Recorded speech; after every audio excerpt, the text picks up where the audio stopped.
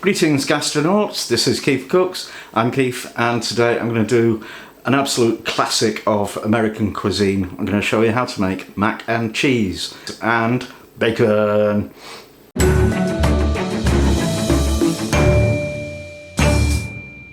Before we start, a couple of shout outs. One to Rajan Parmar, who just wanted one, and also to Jonathan in Northern Ireland, who also just wanted one. Because he's been watching for a long time and never had one. And the reason for that is he never asked. And this was requested by Sophie Britton, who actually wanted soul food. Now, I've heard of soul food, but really couldn't tell you what it was exactly. But it's kind of stuff you find in the southern states of the United States. So she said mac and cheese or fried chicken with collard greens, whatever they are. But it also includes things like grits and that, and I've done fried chicken, I've done grits, but I've never actually done a video of mac and cheese. So here we go, should be fun. If you enjoy this video, don't forget to give it a like, share, subscribe. Don't forget to hit the bell icon so you get notifications. So mac and cheese has a really long history. It goes back to the 14th century, possibly beyond. In its kind of modern form, its first appearance was in a cookbook in 1770, followed shortly thereafter by Mrs. Beeton's Book of Household Management, where she recommends that your pasta be cooked until it's really tender, and this will take between 1 1/4 and 1.5 hours. And shortly after that, 1793, Thomas Jefferson had a pasta machine imported so that his chef could make macaroni cheese, which is quite amazing. But it really got going in 1937 when Mr. Kraft invented a way to put mac and cheese in a box, and every kid in America since then has grown up with it. Now, ingredients for the mac and cheese: I've got about 400 grams of cheese, I've got 100 grams of smoked bacon lardons, I've got half a litre of milk, 250 grams of macaroni, and a teaspoon of whole grain mustard, and some parsley and some oregano. You'll also need about 50 grams of butter and 50 grams of flour for the sauce. The cheese, I'm being a bit posh, I'm using 3 different kinds. I've got 150 grams of cheddar, 100 grams of double Gloucester and 150 grams of mozzarella. And I know I always say don't buy grated cheese because it's a waste of money. I make an exception with mozzarella because I did try grating it a while ago and didn't work. First thing to do is brown off the bacon lardons. So I'll just put the bacon into a dry pan on medium-low heat just to render the fat down and get rid of all the water that they insist on pumping into it. And when that's nice and brown, we'll drain it out of there into a bowl and set that aside till we need it.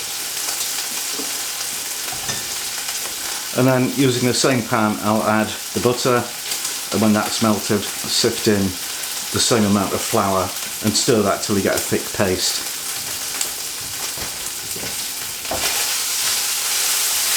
When you've got your paste, you can add your milk and stir that well to make sure there's no lumps, and bring that to the boil, and then let it simmer and thicken.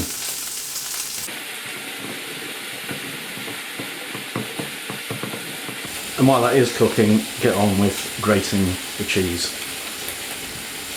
Now I've got a big pot of water coming to the boil. I'm just going to throw in some salt, about a teaspoon, and the sauce is thickened, so now I'll add the mustard and the herbs.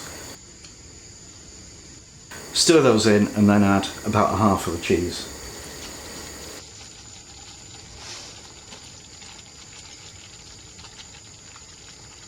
When the water's boiling, add the pasta and give it a good stir to try and make sure it doesn't stick together.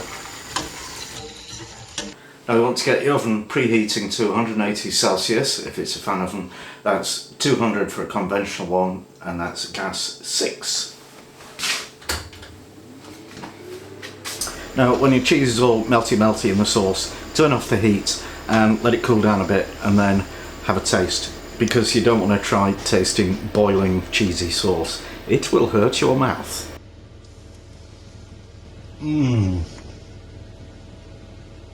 Oh, that's fabulous. Right, when the macaroni's cooked, drain off the water and add it to the sauce. Stir it all together so all the pasta is coated in this yummy, cheesy, saucy. And it's looking possible to me that all of that won't fit into there. But we have a plan B if it doesn't. Just put one layer in the bottom and then a layer of cheese. So we have a cheese bomb surprise. And then another layer on top of that. And now sprinkle with bacon like lardons. And more cheese. Okay, plan B, another little dish. And some more cheese. And this one will be perfect for somebody to take to work for lunch tomorrow. Right, these go in the oven for 15 minutes and then have a look.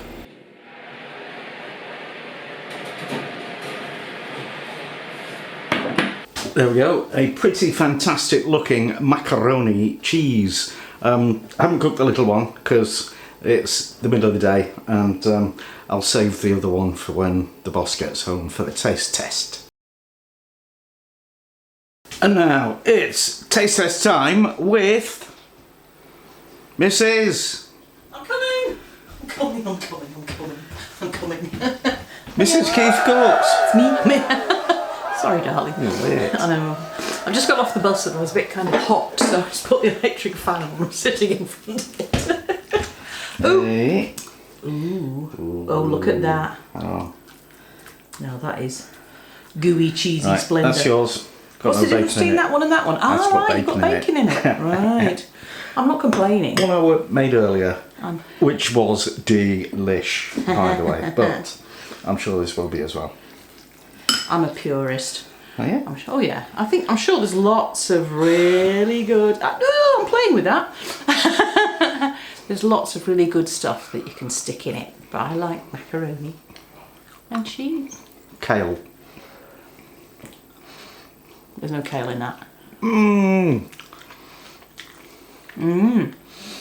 Oh yeah. Oh my god. Keith made a different version yesterday, and he did. I put a few bits in it, and we both agreed it didn't really work. Put panko breadcrumbs on the top with the bacon as like a crust. It was horrible. It wasn't great, but this is.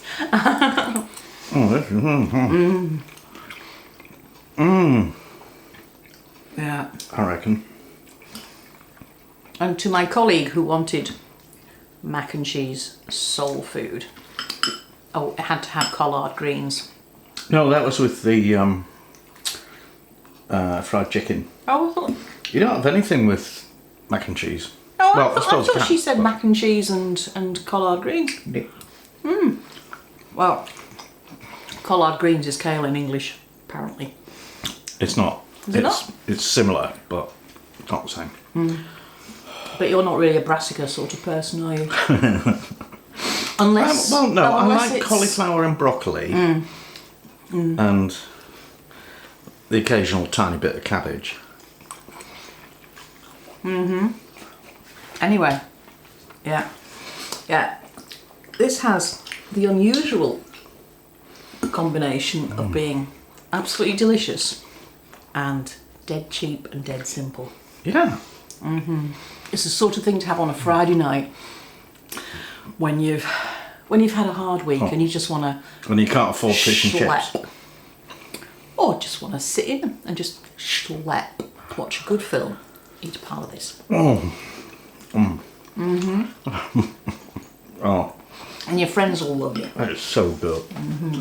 I mean, even I could cook this. So there you go.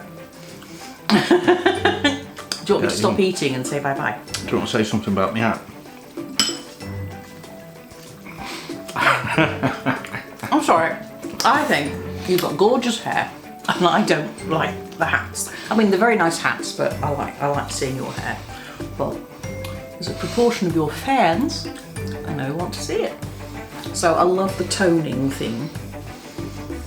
And if this kitchen gets much warmer, your face is going to tone as well, which is not a good look. Okay. All right. Let's do the thing. Stop eating, you mean? Temporarily. Say bye-bye.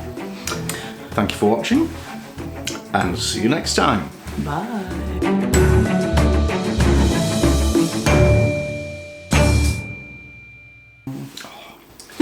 Thank you. That's all.